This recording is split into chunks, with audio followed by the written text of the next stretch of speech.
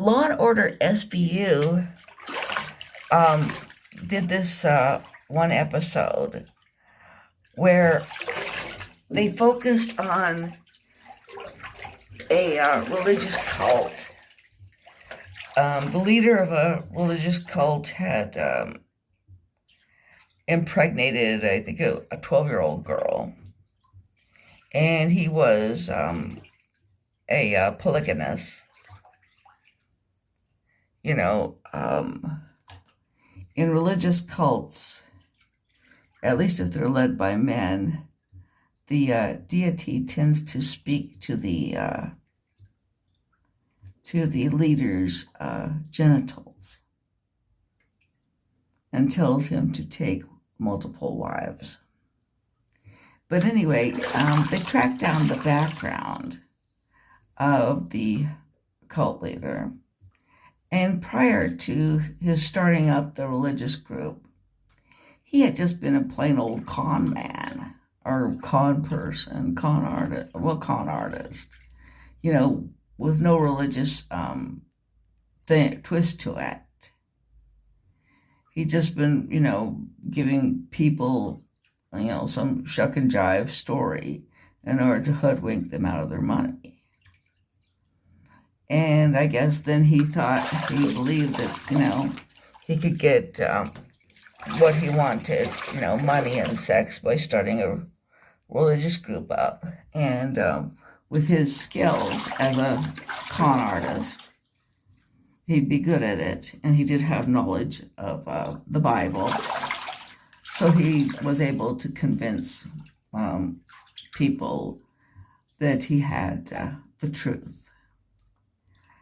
And then one thing that really struck me was when Olivia Benson was interviewing him, she realized that something that had happened. She said, "My goodness, you've conned yourself. You started to believe your own lies." That's something that I think can happen in some of these groups.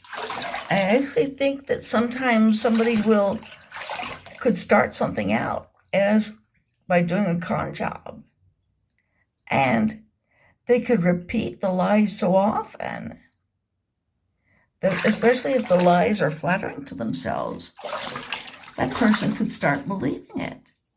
They could, in fact, con themselves, which is kind of the ultimate con job. I have to wonder if in some of these cases of pretendians, you know, and I'm doing some work on this area of the pretendian phenomenon, if these people don't, at some level, start believing that they really are Native Americans because they just keep repeating it so often. And they immerse themselves into various Native cultures they identify so strongly, they may even forget it's a lie.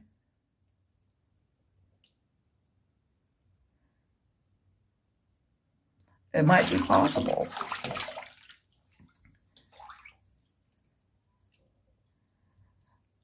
I can remember a couple of times when I worked for Caribbean magazines, which catered primarily to Black Caribbeans.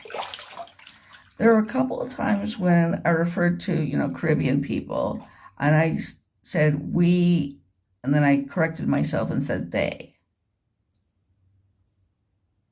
You know, if I'd been much younger, maybe it would have become we. Maybe in my own mind, I would have just thought of myself eventually as Caribbean. Now, with my looks, it would be hard to think of myself as Black. But, you know, who knows what you could talk yourself into believing. Hope you like hearing that. Bye.